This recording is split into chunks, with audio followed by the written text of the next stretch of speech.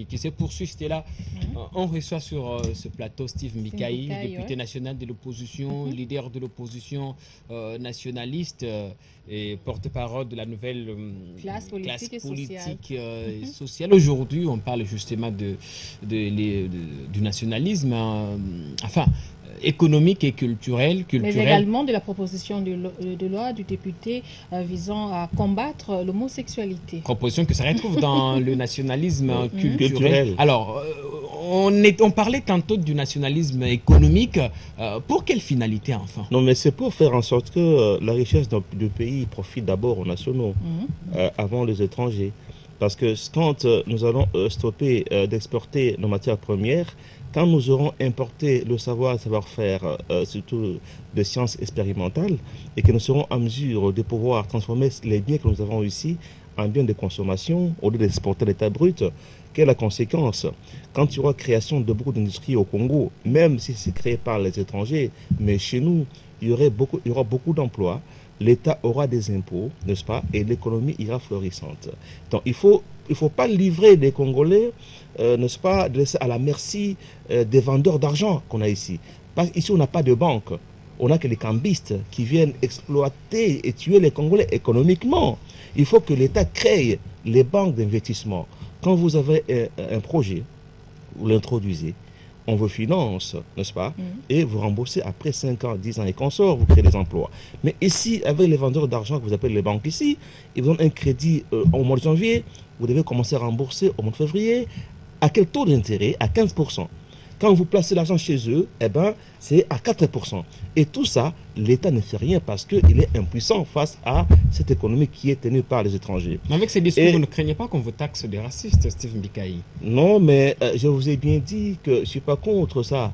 Mais il faut que les nationaux jouissent de leur richesse d'abord, avant qu'elles soient exploitées ou alors par les étrangers. Je ne refuse pas. Mais il ne faut pas que toute l'économie soit entre les mains de l'étranger. Nous sommes l'un des rares pays où, quand vous comparez les riches dans ces pays-là, ce sont les étrangers qui sont les plus riches par rapport aux nationaux. Ce n'est pas acceptable. L'argent ne circule qu'entre les mains des gouvernants, ceux qui tiennent le pouvoir dans le pays, le pouvoir politique, et entre les mains de ceux qui ont le pouvoir économique et qui sont conçus essentiellement, n'est-ce pas, de l'étranger. Et là, moi, je n'ai pas dit que on doit chasser les étrangers. Non, mais nous pensons que nous devons tendre, lutter pour l'autarcie qu'on ne va jamais atteindre. C'est-à-dire chercher d'abord à satisfaire nos besoins, à nous produire comme si on ne posait que pour nous avant de penser aux autres. Avec ça, au moins, le pays, il fera beau vivre ici. Nos enfants vont arrêter de fuir le pays parce qu'ils fuient le chômage. Ils vont mourir dans la mer, à la recherche de bonnes conditions de vie ailleurs. Le paradis pour nous doit être chez nous, mais pas ailleurs. Et voilà des retombées de ce que nous appelons le nationalisme économique. Alors, et pour chercher à voir ça, pour développer ça, je n'ai pas besoin d'insulter quelqu'un. J'ai besoin de convaincre par mes idées. Oh, c'est ça toute la différence maintenant entre la NCPS, la nouvelle classe politique et sociale, et d'autres acteurs politiques de la vieille classe qui, eux, quand ils viennent parler, il faut toujours choquer, il faut toujours faire du mal à l'adversaire. S'il est de la majorité, il faut choquer l'opposition et vice-versa. Nous sommes sortis du milieu d'eux pour créer maintenant une excellence dans la classe politique congolaise, d'où la NCPS, nouvelle classe politique et sociale. Et dans le nationalisme... Et revenons au politique. C'est là qui vous rapproche justement du pouvoir. On vous voit soutenir le dialogue politique, ce qui fait que dans certains milieux, on vous assimile désormais à la Kabylie, en quelque sorte. Donc ça dénote du nationalisme politique, l'intérêt du pays par-dessus tout. Je ne vais pas venir me justifier ici. Moi, je laisse à chacun le temps de me juger. Si dans un pays, demander qu'on dialogue pour trouver des solutions aux problèmes qui se posent, c'est être kabiliste, donc je le suis en ce moment-là. Si c'est pour le dialogue. Avant cette émission... mais moi, je crois que les gens doivent essayer un peu d'élever le débat dans le pays. Soutenir le Kabila, c'est soutenir son projet de société, c'est-à-dire ce qui fait comme investissement, notamment au sein du gouvernement que j'ai critiqué. Donc sa philosophie, que je ne soutiens pas, Vous comprenez? Mais si je dois défendre l'idée de la souveraineté nationale et que vous me dites que oh, donc vous êtes la majorité, donc quand on est de l'opposition, on veut que le pays soit dominé par l'étranger. Nous disons non. Par rapport au nationalisme politique, par exemple, nous refusons d'aller, nous refusons d'être convoqués par les étrangers dans les ambassades pour aller parler la politique congolaise, ok? Que nous soyons, même quand nous serons au pouvoir ou à l'opposition, nous n'irons pas nous faire des voyages aux frais des ambassadeurs pour Paris, M. Washington, faire des rapports. Et ça, c'est ce qu'on appelle en lingala côté Kamboka. Donc, nous devons apprendre à être nous, à être indépendants. Sauf que, ici, la souveraineté qui est défendue par le pouvoir, elle est différente de celle que moi je défends. Le pouvoir veut une souveraineté politique, n'est-ce pas? Oui. Mais avec une dépendance économique. Et moi je vous dis qu'avant d'être indépendant politiquement, il faut d'abord être indépendant économiquement, ce qui n'est pas le cas. Et ça, toute la ligne de démarcation. Dans tous les cas, quand il faut parler Congo, souveraineté, indépendance, menace djihadiste qui allait de la République, je ne pense pas qu'on doit être opposition majorité. On est majorité-opposition quand il s'agit de combats pour la conquête du pouvoir, avec des programmes différents.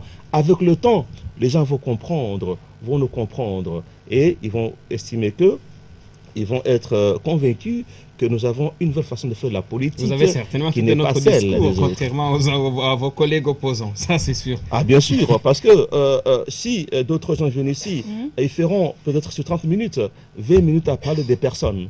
Mais moi je ferai toutes mes minutes à parler des idées, parce que ce sont les idées qui font avancer le monde et un pays aussi. Très brièvement, Steve Mbikaï, quels sont les objectifs de votre courant à long, à court et à moyen terme? D'accord, bref, on doit comprendre que nous n'avons que faire de la majorité actuelle, parce que la façon dont elle gère le pays pour nous est déficitaire.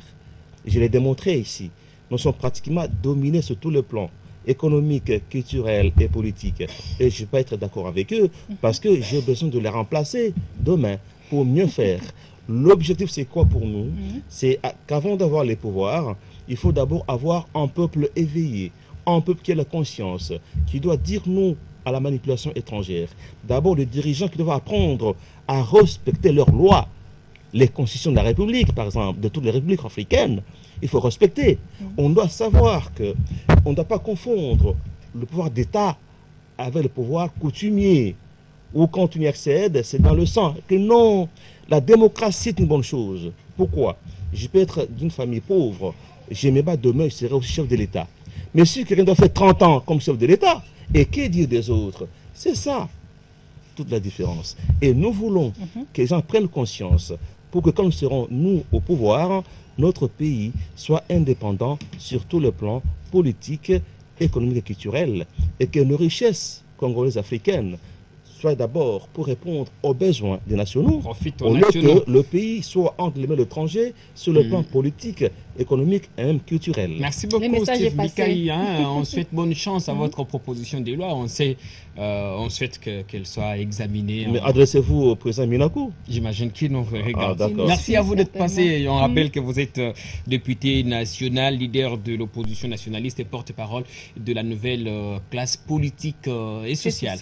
C'est moi. Alors, c'est la fin de l'émission. Justement, la première partie des 2 heures de news est arrivée à son terme. Mesdames, Messieurs, merci de nous avoir suivis de partout via la RTGA. Ne nous quittez pas. Retrouvez tout à l'heure Martin Moudimbi pour la grande édition du journal télévisé. Quant à nous, nous vous retrouvons donc la semaine prochaine. Allez, portez-vous bien d'ici là. Bonne soirée.